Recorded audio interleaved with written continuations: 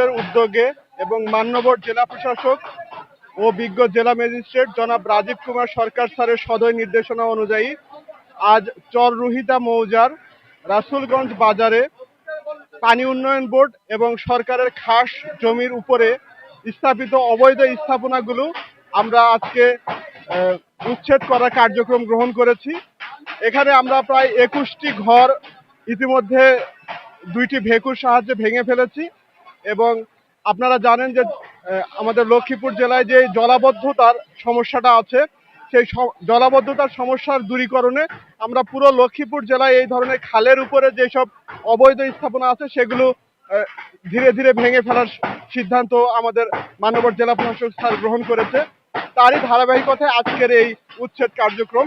আমাদের পুরো লক্ষ্মীপুর জেলাতে এইভাবে খালের উপরে যে অবৈধ স্থাপনা সমূহ আছে সেগুলো ভাঙার কার্যক্রম চলমান থাকবে।